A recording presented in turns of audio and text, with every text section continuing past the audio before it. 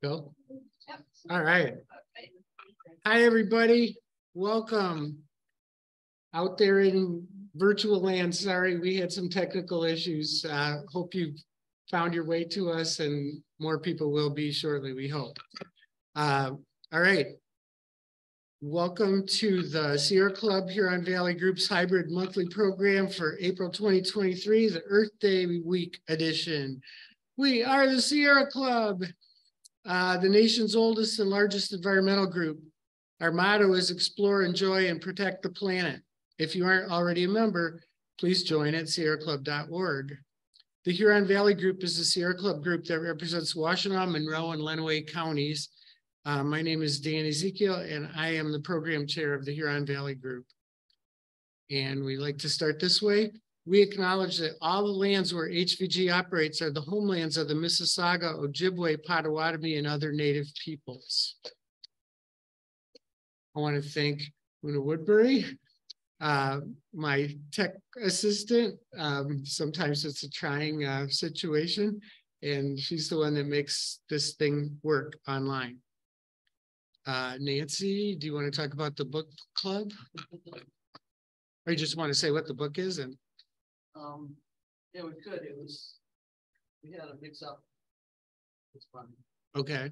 In technical stuff, but so we're gonna the book we were gonna do is Wild New World. Wild New World. Wild. A Wild New World. Yeah. And basically the native animals that were here when the explorers came? Yeah, and the ones that came after. So is that now? It's more mixed than we probably ever realized. All right, is that the now current book? Because yeah, it's going to be for naming. Okay, so read A Wild New World and come to the book club, and you'll find it at our meetup link. It's a good book. It's a good book. Yeah, it's very readable. Hope a lot of things together. I'm looking forward to that. That's my kind of book. I'm going to read it. Okay, there are many Earth Day events coming up. Our affiliate already had a planet party last Sunday. There's an Earth Day event in Monroe this coming Saturday, and another one in Ann Arbor at the Leslie Science Center on Sunday. And here's another event you really might want to attend. It's the first annual Ann Arbor Climate Teach-In. It's from 1:30 until 5 p.m. on Sunday, May 7th at St. Clair's / Beth Emeth Church / congregation on Packard. Mayor Taylor is going to give the headline speech, and many people, many groups, including HVG, will be there. And you can register at a2climateteachin.com. Is that right? .com or .org? I don't know either. Yeah, and could you put it on that? Could you put it on the chat? Thank you. All right. So because you choose to spend an evening with us, we like to bring you success stories. Usually we focus on local wins that have happened recently, but here's a local success story that happened decades ago. Many of you are probably already familiar with the outlines of this story, but like the Passover story, it deserves to be told again in every generation. In 1970, the first Earth Day rallies were held around the country, and the very first one occurred right here in Ann Arbor. Earth Day was partly in response to a terrible oil spill that fouled the beautiful coast near Santa Barbara, California in 1969, and really sort of created the critical mass for people to want to do something about environmental problems that had been building up.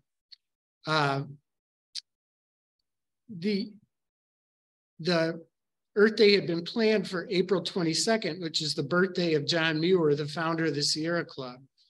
There was a group here in Ann Arbor that was planning the local event, and it included current HVG member John Russell and many others. Obviously, a big event on April 22nd didn't jive very well with U of M's academic calendar. And so the decision was made to hold the rally early. And so our Earth Day here in Ann Arbor in 1970 happened in March. And it was the very first Earth Day rally that was ever held anywhere ever. It was in the newly built Chrysler Arena. And I know because I was there. I was a teenager. It was the first time I'd ever been inside Chrysler. Chrysler was completely full to the rafters. And then there were thousands of other people waiting outside listening to the event on speakers. And it really caught people's attention. It caught the attention of the media. It caught the attention of the public. And I would kind of liken it to Woodstock that happened the year before. It was another event that exceeded by many levels of magnitude the size that was expected. And so it caught people's attention. It was on the front page of the New York Times and so on. I want to get back to my text here. The Earth Day rally led directly to some of the greatest environmental laws that have ever been put into place anywhere, like the Clean Air Act of 1970, the Clean Water Act of 1972, the banning of the insecticide DDT, which also took place in 1972, the Endangered Species Act of 1973. Locally, it led to the founding of the Ecology Center that same year in 1970, and also, I'm pretty sure, to the founding of this group. So these laws and the grassroots environmental movement as a whole improved a whole host of environmental problems that we faced at the time. I remember the Earth Day rally was the first time I ever heard the word recycling. The concept existed, but I had never heard that word before. The biggest environmental woes that we had then were point source water pollution, rampant air pollution, toxic chemicals like lead and DDT in the environment, practically leading to the extinction of creatures like the bald eagle. And those situations have greatly improved since the first Earth Day. And even the human population of the Earth, which at that time was likened to a time bomb, is actually stabilizing now. And renewable sources of energy are flourishing in a way that nobody could have possibly imagined back in 1970. Of course, now we face a host of new environmental problems that we had never even heard of in 1970. Ozone holes, global warming, PFAS, non-point source water pollution, like from fertilizer that causes these algae blooms, and so on. Also, it's hard to separate strictly environmental issues from the other horrendous issues that we face. Racism, gun safety, reproductive freedom. Is our democracy going to survive? Nevertheless, I think when we think about that first Earth Day rally that happened right here in Ann Arbor, we should remember that great quote from Margaret Mead: never doubt that a small group of thoughtful, committed individuals can change the world. In fact, it's the only thing that ever has. So next month's program, on that same note, is going to be very interesting. Barb Schmidt of Sharon Township out by Manchester is going to present. Her program is called David versus Goliath: Residents of a Small Michigan Township Push Back on Big Aggregate Mines. So she says, in 2020, residents of Sharon Township, a rural township in Southwest Washtenaw County, learned that a subsidiary of a multinational conglomerate was applying to operate a 400-acre sand and gravel mine in prime agricultural farmland in the midst of the township. In response, a handful of residents created the Sharon Preservation Society, an all-volunteer nonprofit organization, and so on and so on. You get where this is going. So she's going to teach us about this next time. And I, for one, plan to really come in and learn, and I hope you'll join us. The program is going to be happening here at the Botanical Gardens and on this same Zoom link, and we'll start on time next month. It's going to be on Tuesday, May 16th at 7:30 p.m. Tonight, our speaker is our beloved Juliet Berger, who's the president of Washtenaw Audubon and also Ann Arbor's city ornithologist. She's going to be talking about the birds of Ann Arbor parks. Anyone who knows Juliet knows that she's a passionate, knowledgeable birder and bird educator who loves to share her love of birds with everyone, whether they're a bird expert or a brand new beginner. And I'll let her tell you more. And here she is. Please welcome Juliet Berger. Thanks, Dan. I really appreciate that warm introduction. I wear a lot of bird hats. I'm the president of Washtenaw Audubon, and I work for the city parks as the ornithologist for NAP. And so I'm representing both Washtenaw Audubon on my t-shirt, and I think I'll have to wear my NAP hat so that you guys know that I have several hats tonight. I'm going to be talking to you a little bit about what I do for NAP in terms of birds, what NAP is. Natural Area Preservation is a division of the Parks and Recreation for the city of Ann Arbor. And then we'll see some bird photos and talk about how we know which birds are breeding in our parks. And we'll see some migrant birds, and then I'll answer all of your questions. So let's see if I can get off the first slide. So what is NAP? Our mission is to protect and restore Ann Arbor's natural areas and to foster an environmental ethic within the community. And we used to say among its citizens, but we are expanding beyond citizens of Ann Arbor to the whole community that is interested in preservation and restoration in our parks. And you don't have to be a citizen either of the US or of Ann Arbor to be concerned about the environment and fostering an environmental ethic within our community. We try and get people involved. We invite the entire public to come and help restore our parks. We invite everyone to burn with us once they go through our burn training. We do controlled burns. We invite anybody who's interested to survey for frogs and toads and turtles and snakes and salamanders, for breeding birds, for butterflies. We do photo monitoring in our parks. And there's all kinds of restoration activities that happen in the parks that are part of what NAP does. You can see the list. I don't need to read those to you, but we do a lot of work days almost every weekend and some during the week for specific groups where we're pulling garlic mustard in the spring, and in the fall, we're cutting shrubs and trying to get the invasive species out of the parks. Here's an example of what it looks like when we're doing a controlled burn, and everybody's got their Nomex on and their helmets, and there's all kinds of controls to make sure these fires do not escape. And the non-native species are often not fire resistant, so they can perish in this type of fire. And also it's really good at returning some of the nutrients to the soil. We have folks who go to Earth Day and Huron River Day and all the other days for celebrating the environment. And we put out newsletters, and we are recruiting volunteers all the time for our various programs.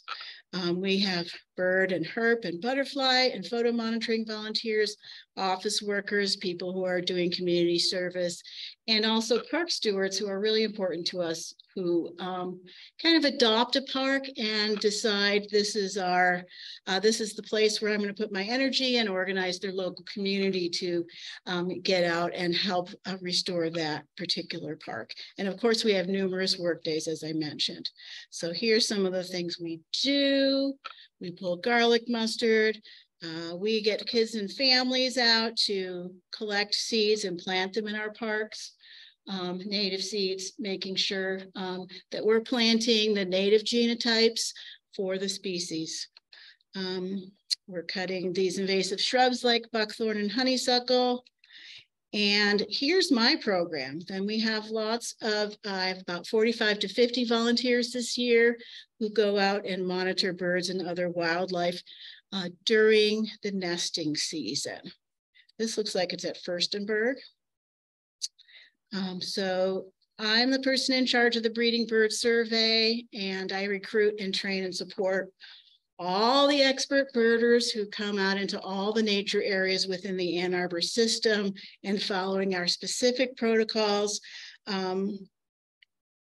do survey and count and record and put into eBird all of the species that are breeding in our parks.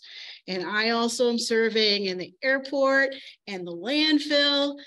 We have grassland bird species there, which are unique, need a grassland habitat. And these habitats throughout the state and indeed throughout the country are shrinking. There's only about 1 to 2% of all the native grasslands that were there when the Native Americans were here and the settlers had not arrived. So these species are really in trouble and hanging on, and we keep them going with the landfill and the airport in terms of supporting these grassland species. And Ann Arbor parks provide excellent habitat for birds. So here's a photo of me leading a field trip for volunteers up into the capped portion of the landfill to see the bobolinks and the meadowlarks and the Savannah sparrows there. Specialized habitat, just a few species, but species that are in steep decline.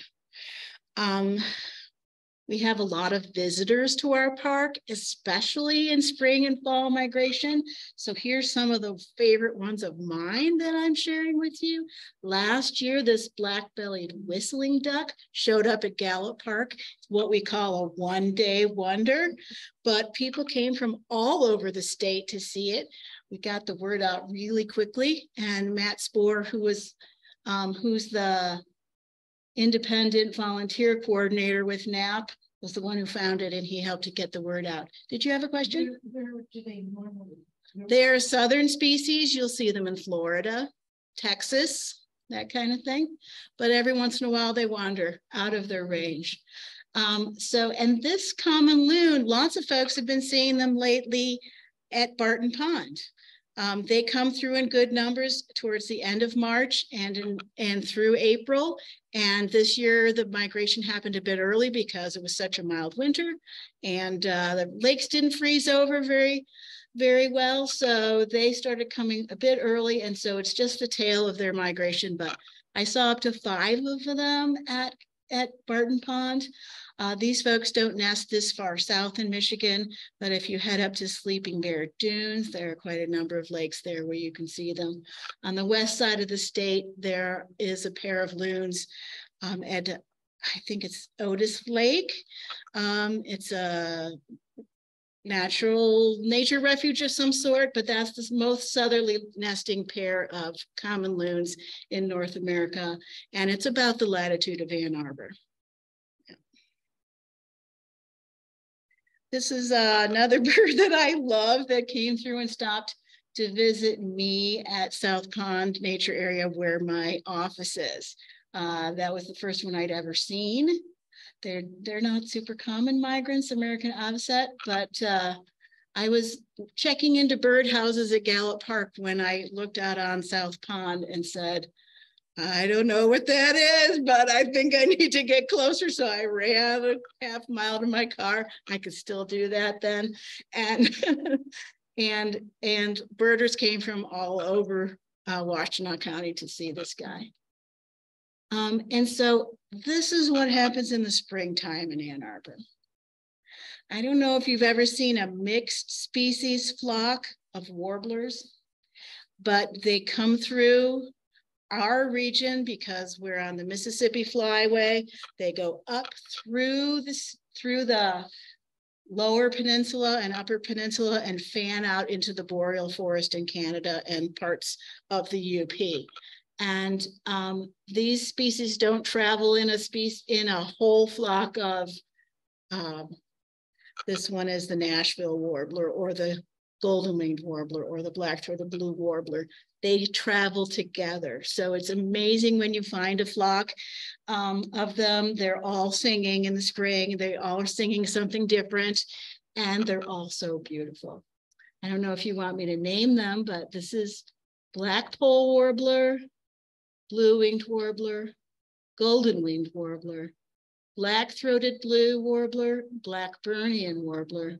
This is the Canada warbler, the Tennessee warbler, and the Nashville warbler. And we have about 32 species of warblers that are possible during migration in our region. Some of them might be warblers that mostly nest in the southern portion of the US, excuse me, but they sometimes over migrate because they get into this flock. They're coming across the Gulf of Mexico, or they're coming up through Central America in through Mexico, and they just kind of join with their pals and they migrate a little too far north, and then they'll go back a few hundred miles south into Ohio or Kentucky. But these are ones we see almost every year, and then 10 or 15 more species.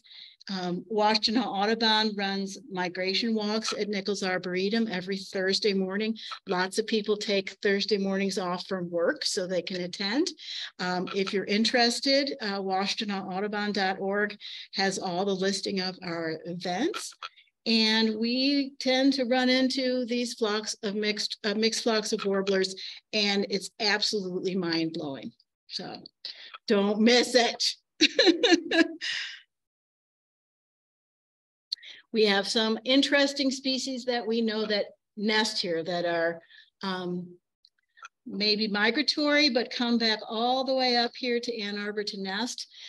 We have a pair of osprey that are nesting on the top of the cell tower at Skyline High School. And this year we hope they're successful in raising young. The last 3 years they've been there and gone through all the motions and sat on the nest and nothing happened. So they're back, and we're hopeful that they're laying eggs at this time.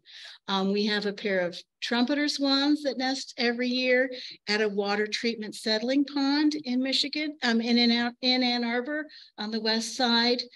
You can see them sometimes if you're driving down US 23 there. They have young every year, and sometimes they make it. This is the osprey and the trumpeter swan are threatened species in the state.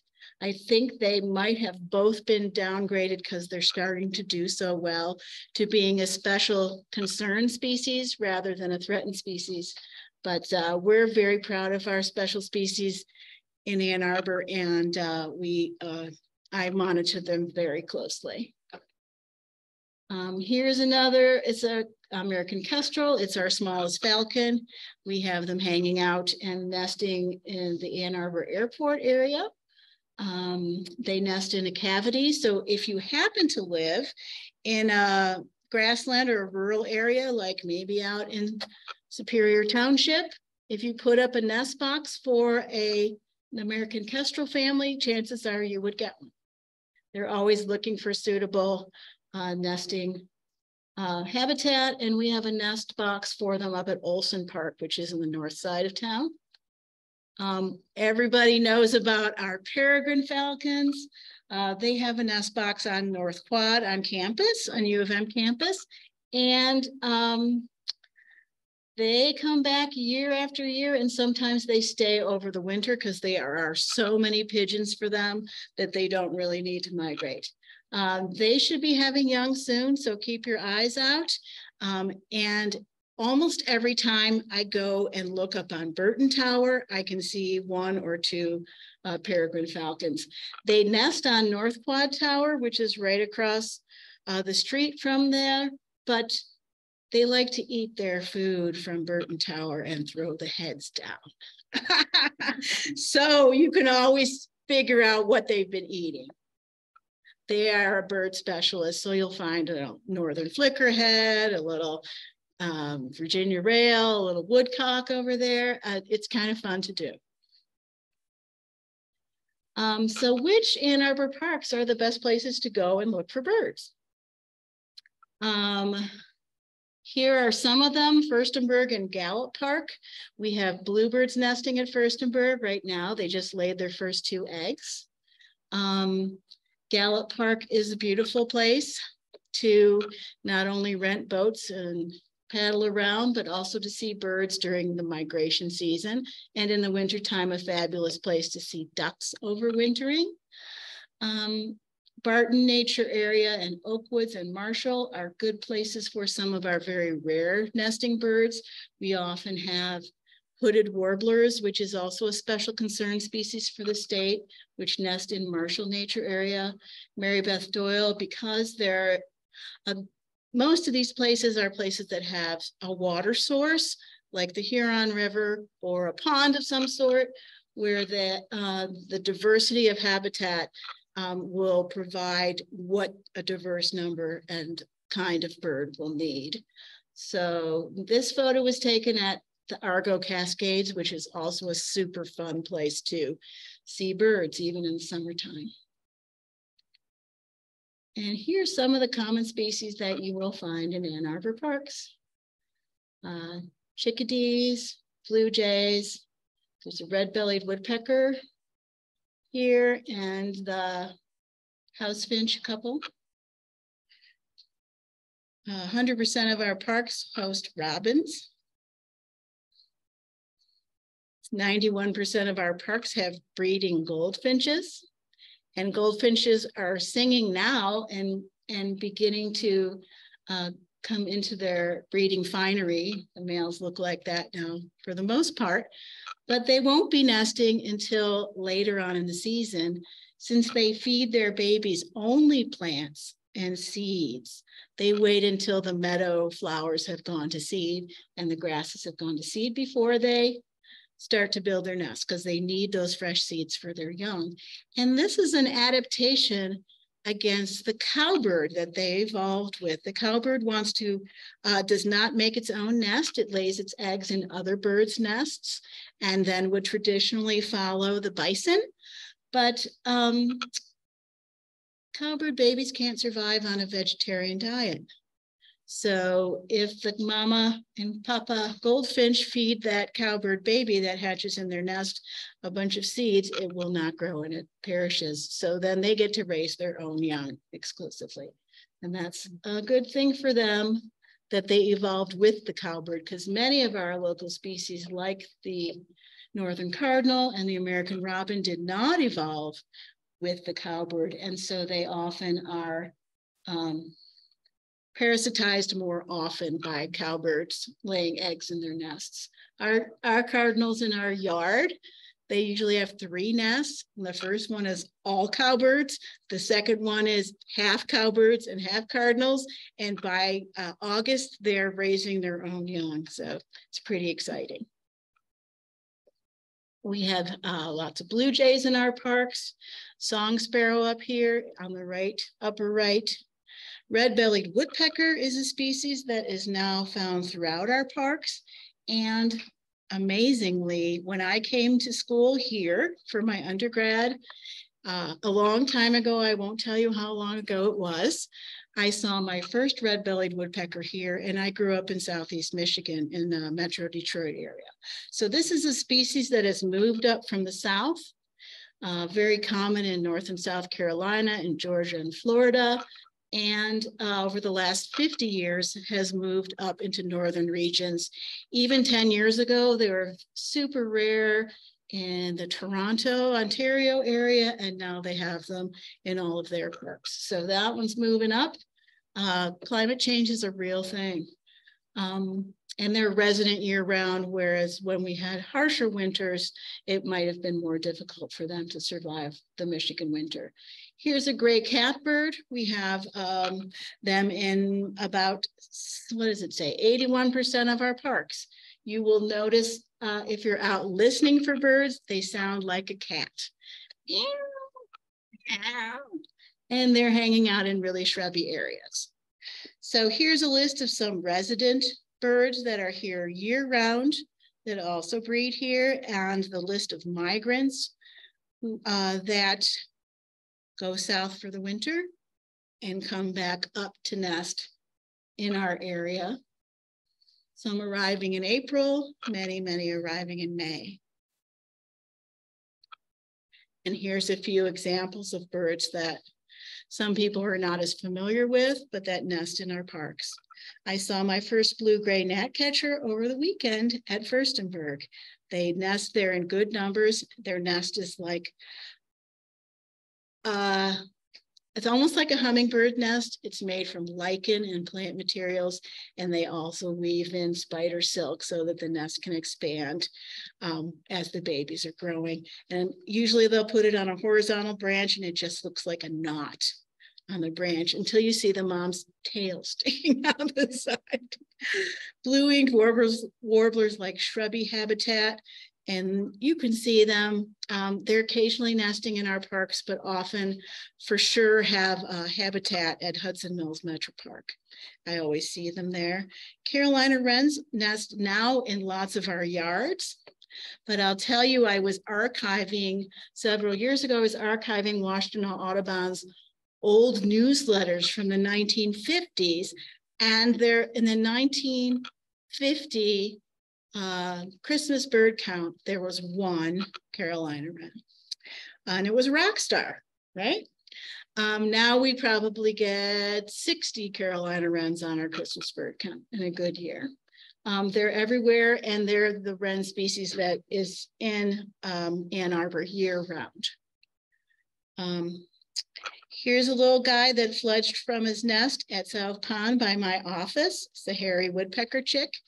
Made so much noise that none of us could work for several days, and we have to just go out and look at him and take pictures. That's a resident bird. And we have also some species that are of special concern for Ann Arbor parks. They're not necessarily listed with the state as endangered or threatened or special concern, but these are species that are declining. One of the reasons that this is a scarlet tanager couple with their nestlings, they are declining because they need dense stands of mature woods, and those are being cut down everywhere, not in the places that are preserves in Ann Arbor, but development really affects them. And so when they're in a smaller stand of woods, they are more vulnerable to cowbirds laying eggs in their nest. And they did not evolve with cowbirds. And so their numbers decline because the cowbirds just grow so fast and they're so much bigger than the scarlet tanager nestlings, and they get pushed out. Some of the birds of interest and that are declining species in Michigan, the green heron, belted kingfisher. Now, pileated woodpecker, I have a little plus sign next to because this one is actually expanding into our parks. Emerald ash borer outbreak had some good effects on our woodpecker species, although it was devastating for the ash trees.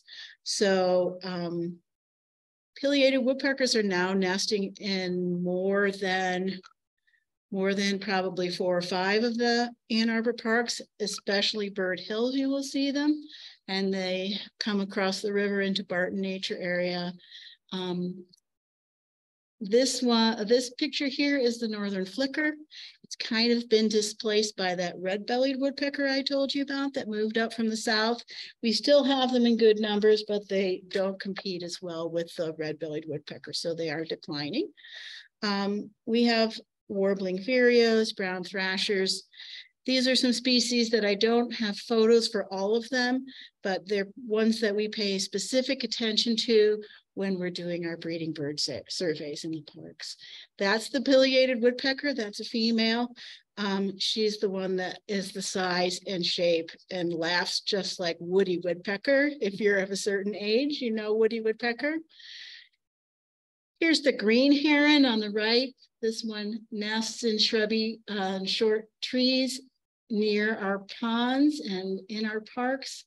I've seen them nesting at Dolph Park, which is one of the best places to go birding in the springtime. I might not have put it on the list, and that was an oversight, but Dolph Park for warblers. And within the next week or two, Dolph Park will be crazy with warblers. So don't neglect to go for a walk at Dolph Park with your binoculars, because warblers are this big, okay? So you can't get a great look at how gorgeous they are until you bring your binoculars. We have lots of raptors in the Ann Arbor parks. This one that I have a photo up here, the broad-winged hawk, is my favorite. They are so beautiful in flight. longer tail than most boodio type hawks, which includes the red-tailed hawk, and those thickly banded tails, and they call all the time while they're flying. Kiki! You will hear that when you're out walking. They're migrating this time of year. And in the fall, they mass for migration. And so if you go to one of the hawk watches like Lake Erie Metro Park, the Detroit River Hawk Watch, you could see 10,000 broad-winged hawks in gigantic kettles in the sky. They don't like to cross water, so they find the narrowest bit of water between, say, Ontario and Michigan, and then they can migrate south from there without crossing the Great Lakes, and they go down through Veracruz, Mexico, and the entire population of broad-winged hawks will be wintering in South America. So they're just now arriving. We have a pair at Mary Beth Doyle Park. So if you know what they sound like, you can probably find their nest right now since the leaves are not out yet. This is a red-tailed hawk. We have lots of nests in many of our parks. You'll see this is the one you see when you're driving on the highway. This is an osprey bringing, looks like a giant goldfish to me, to its young. This is a young bird in the nest with those flecks on its wings, just about getting ready to fledge. Again, that osprey nest that we have in Ann Arbor proper is at Skyline High School on that cell tower. The Ann Arbor Township Fire Department also has a tower right by it with osprey, and there's several around the county that you can find or you can ask me about. I'm going to show you some examples of some of our species that are of national concern. Those grassland birds on the left column are some of them that are not just endangered and threatened in Michigan, but also throughout the country. And these woodland and edge species that suffer with the cowbirds and are just suffering from habitat destruction, which Sierra Club people know about. This is the bobolink and the Henslow sparrow. They nest at the landfill and the airport here in Ann Arbor. And there's a new path that's just been built a couple years ago that goes down Stone School Road between Ellsworth and Morgan Road. And it parallels Stone School and then cuts back into the hay fields where these birds are breeding and goes around a farmstead and then comes back onto Stone School. So that's a great place to walk. And you can see and hear these rare species, especially bobolinks there, and this eastern meadowlark, which is gorgeous and is always singing. So you should be able to see it. Here's some of the species that really need those intact large stretches of woods. You'll find these nesting at a large wooded area like Stinchfield Woods in Dexter, it's the U of M property, but we also get hooded warblers nesting in Bird Hills sometimes, Marshall Nature Area, and wood thrush there also. Wood thrush sings a lot in the early morning and in the evening just before dark, and it's probably the most beautiful song you've ever heard in nature. I wish I had audio. I'll play it for you after the program. We have birds like the American woodcock. I don't know if you can see her in there. There's her eye. There's her bill. They nest on the ground in many of our parks, especially Barton and Furstenberg. Always leash your dog when you go for walks in the parks because these ground nesting birds are very vulnerable. Any self-respecting dog will stick his nose into a nest on the ground. It's a dog, right? There's not a bad dog. It's a good dog, but we would like these birds to have a chance. We have owls in our parks. This is a young eastern screech owl. Sometimes you'll see them in the neighborhood even. Here are the famous Island Park great horned owls with their two babies on the bottom and the dad and the mom. They have gone on to nest in an undisclosed location, so we don't have a mob scene at their nest. Thank goodness. I'm not even looking for them. I just know they're there because I've heard them calling in the evening, but they're not nesting on a trail. Several years ago, they were nesting on a snag that was right there at Island Park, right on the bridge that goes between the islands to Fuller Park. And so, oh boy, Knapp had to put up barriers and snow fencing and signs, and the young got taken to a rehabber just because they left the nest. And they weren't injured, but people were trying to be helpful. So we're very happy that they've chosen a more private place for their nesting this year. Okay, how do I know if birds are breeding in my park, in our parks, if I don't see their nest? There are lots of ways that we can keep track of what we have breeding in the parks, and we want to know what's there so we don't cut down their habitat or burn while they're nesting, or restore the habitat in a way that's not favorable for that species. But if we see a bird carrying food, ordinarily birds will eat the food that they find, and if they're carrying it, they're bringing it to their nest.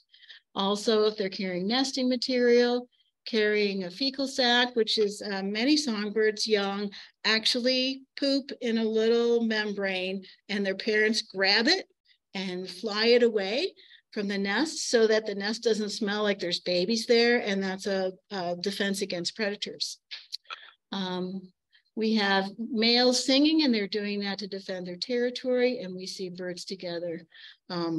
So like this robin carrying food, we know that robin is bringing that little green caterpillar to its nest. And this song sparrow is bringing some nesting material to where she'll make her nest. This is another ground nesting species. Keep your dogs on a leash. She has a little cup nest right nestled into the grass underneath a shrub usually. Here's the bluebird and the robin carrying away the fecal sac. There, you could picture it, and it happens. You'll see a bird flying that's just dropping something white, and you'll know what it is now. Yeah.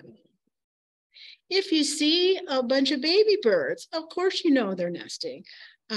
This is what the eastern bluebird young looks like, lots of speckles.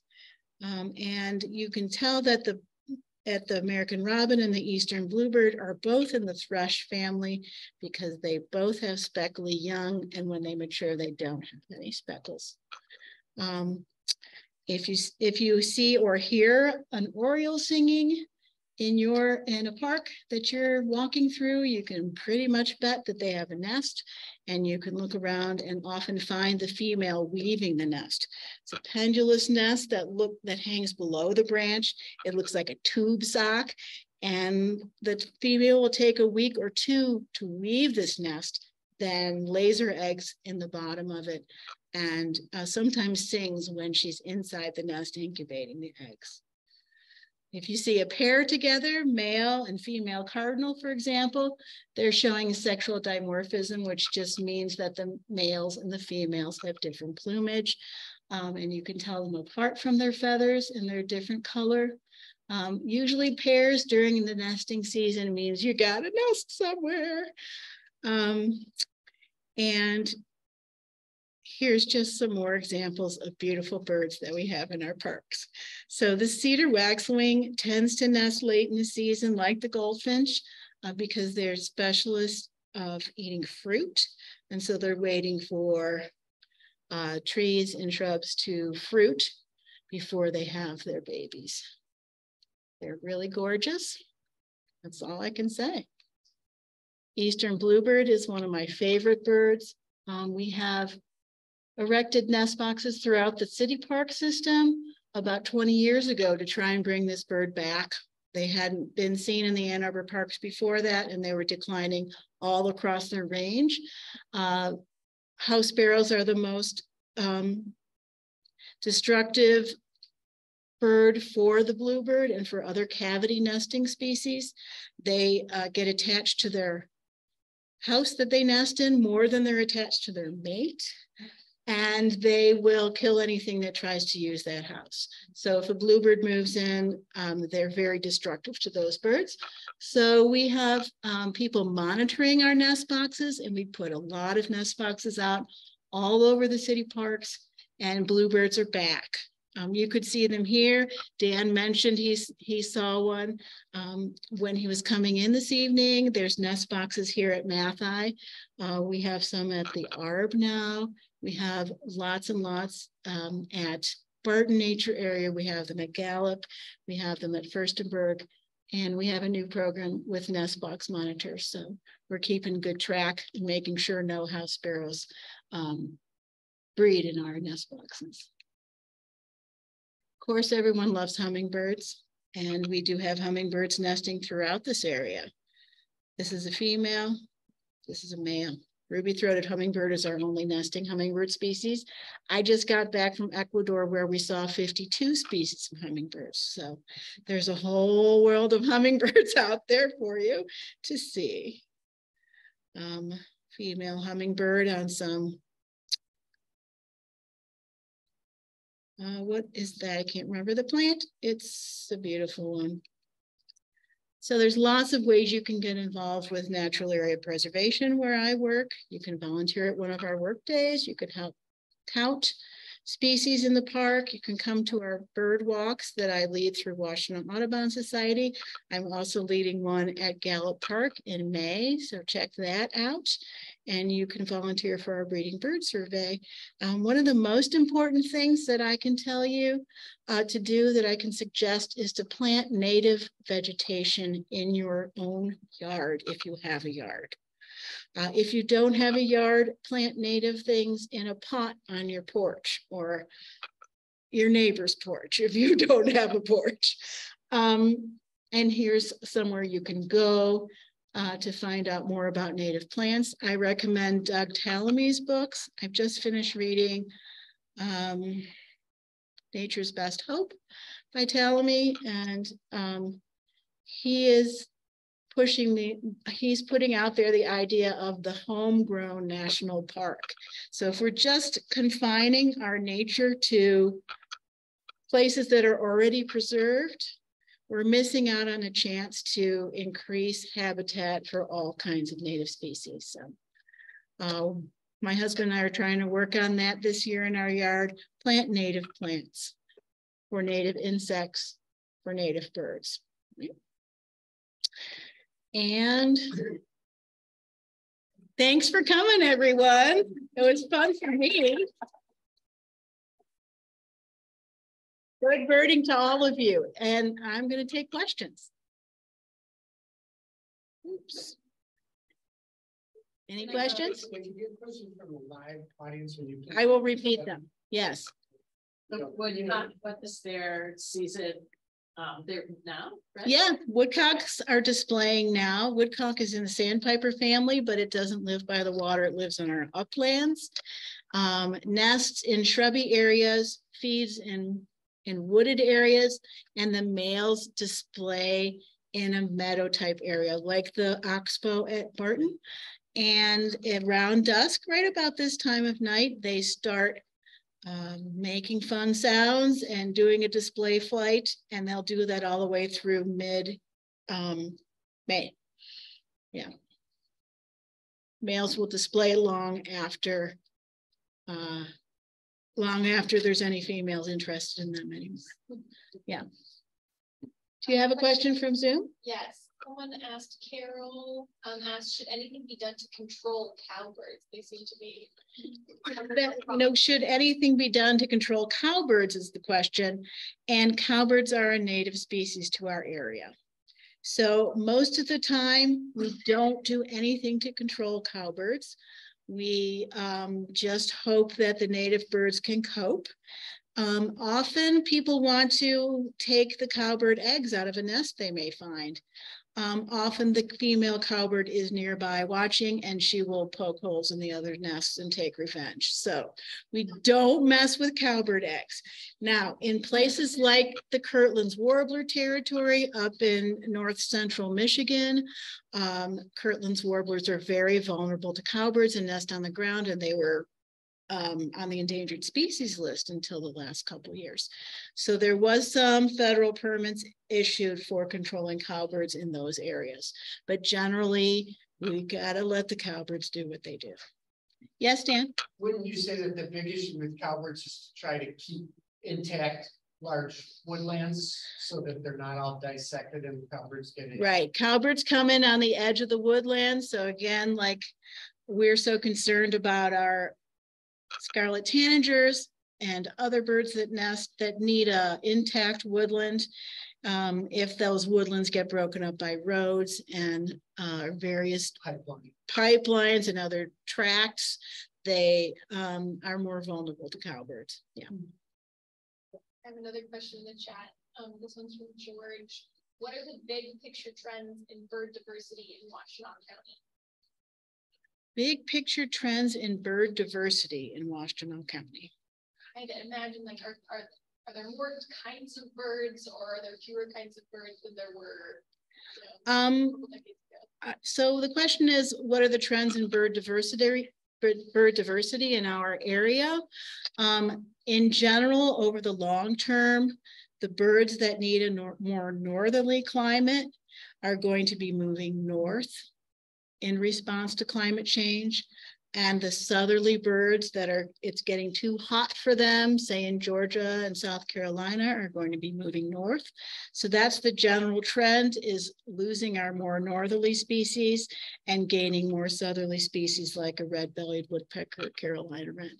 And it used to be in the 1980s, from what I hear, that evening grosbeaks and other more northerly nesting birds would come down into Washtenaw County for the winter, and that's a very rare occasion now. So they're mostly able to stay far north because the climate is more hospitable, and only in rare years when there's a total failure of the food crops that they need when they're overwintering do we have them coming down to our region. Yeah. Question, Dan? I'll follow up on that question. Yeah. And I'll blow your horn for you for a minute because I know you won't. A few years ago, you set the record, or you set the record for that year for seeing the most bird species in Washtenaw County that year, which was how many? 238. Yeah. And that number has been climbing, and the record was recently set. Oh yeah. Is that because there are more kinds of birds, or because birders are birding her? Well, so Dan's asking a question about Washtenaw birders have a competition called the Wingnut competition, and the birder in Washtenaw County that sees the most species within the county receives an award that is actually in the shape of a giant wingnut. And a couple years ago, 255 species were found in the county. And that was a combination of an eruption of these northern birds that I'm talking about. There was a complete lack of food for them for the winter, so they came down here. And also, there's more birders in Washtenaw County than there are in any other county in Michigan. So when we're counting birds, even though we don't have a single foot of Great Lakes coastline, we usually are at the top in terms of counties for number of birds. We'll be having our May bird count on May 13th. Anybody can volunteer for that if they can identify their backyard birds or birds locally in a park. And we try and count all the birds that we can in the whole county. We divide it up by township. I'm in charge of the whole count and also counting Ann Arbor and Lodi Township. So we usually get 120 volunteers for that event. It's really kind of awesome, just kind of spreading out Manchester, Sharon, Superior, everywhere. And we hit all the major parks and all the roads. In any case, part of the reason is more birders. When Andy Detling was setting his record of 255 species for the county for the year, everybody that found something new was calling Andy. Yeah, and we have a Discord server for Michigan birds, so there's good ways to communicate. When you have a rare sighting, you can put it on a Discord, and then everyone will know where to come to see your black-bellied whistling duck or what have you. Other questions? Yeah. Question in the chat. Someone said we have a hummingbird feeder. What is the best way to feed them besides sugar water? So the other thing, the question is, what other ways are there to feed hummingbirds besides sugar water? So always use a four parts water to 1 part sugar ratio in the hummingbird nectar that you put in your feeder. Don't use the red kind you get from the store. They don't need red dye. Plant cardinal flower. That was the plant that I couldn't remember the name of. Plant various native plants that hummingbirds like. They love red flowers. They love anything tubular. And they even go for my squash blossoms in the summertime. The best way is to have a diversity of flowering plants in your yard and some supplemental nectar in a feeder. Other questions? What about bird houses in Ann Arbor? Like, what would be a good type of bird house to put in your yard? Like, I know someone who put screech owl on. Yeah, so people do put up, the question was, what kind of bird houses could we put up in our yards? Many people put up a screech owl box, and some people get a screech owl. I have a squirrel in mine. And you can put houses up that bluebirds like. There's a specific size of the nest hole for each species. Bluebirds and tree swallows usually use the same size nest hole. But if you're going to be putting a nest box up in your yard, you have to be willing to kick out house sparrows. If you're in a suburban Ann Arbor type backyard like mine, I had to kick the house sparrows out of my house already 3 times. And they didn't have any eggs yet, but you can't allow, so it's better not to put up a house unless you're really diligent about removing house sparrows. Again, they're super aggressive with our native species, and we don't want to cause any native species to be injured by house sparrow. Yeah. Wren houses are pretty nice to have, too small for house sparrows to get into, and chickadees will also use them. Really tiny hole. Where do you hang a wren? So wren house, the best place is on a pole. Some people can hang them from a branch on their tree, but we don't recommend mounting any nest boxes on the tree itself because it's very easy for predators to climb a large tree and get their paw in there and grab a snack. Yeah. We have one other question in the yes. chat, which was, I've seen killdeer in the parking lots around recently. I always worry, can you talk about killdeer?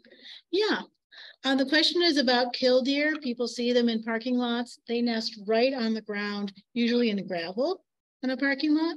The killdeer is a beautiful sandpiper species. Actually, it's a plover species with 2 black rings around its neck and a loud call that says, "Killdeer, killdeer, killdeer." So we'll know it's a killdeer. So they nest right on the ground. If you happen to find their nest location, they're very difficult to find because they're super well camouflaged. Their eggs look like gravel. You know, they have gravel rock markings on them. But if you find them, the female and the male may lead you away from the nest, pretending like she has a broken wing. So if you were a predator, you might go after the mama with a broken wing and not notice that her nest is right there with some yummy eggs in it. Killdeer will be leaving their nests within 30 days for incubation of the eggs, and then the young are out running after the parents. So if you notice a killdeer nest, if you can put up some stakes just to protect people from driving over it, if it's in a parking area, very soon they will be out of the nest running around in the fields. Yeah. I'd also just like to shout out that people are sharing tons of helpful information. Oh, that's so nice. Thank you, everyone out there in Zoom land. Yeah. Wow. So let's have some appreciation for our speaker. Thank you so much.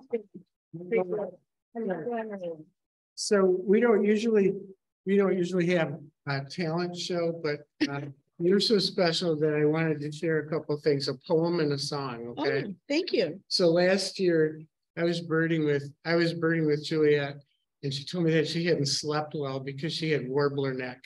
And Yes. warbler neck is a real thing. that you get when you try to look Dan wrote me. when you try to look through binoculars way up high. Yeah. So I wrote this poem. It's called May Malady. The pain in the neck you get when you check the treetops steep for a tiny warbler. It hurts like heck, and if it keeps you from sleep, that's even horribler. I love that so much. Thank you. I think that's the only time that rhyme has ever been used. Warbler and warbler. Yeah, I think it's great. And then I looked up a wood thrush song. Oh, Are we out of this, Mike?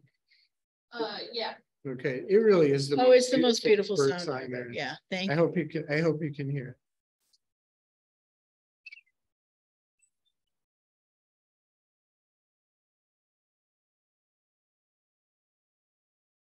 There's a cardinal in there too. it. And a robin. That's not the best It's not recording the of best. the wood Maybe thrush find song. one. I'm afraid of better. Better one. This is the wood thrush. Okay. Okay, come on. And of course, when you're hearing it on a phone, you're not quite hearing the beauty of the No. hearings of a bird. Yeah, steering, right. Yeah.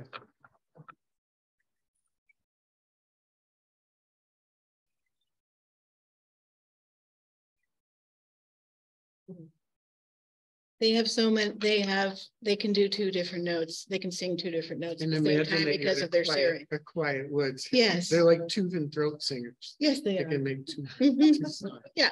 Right. Thanks, everyone.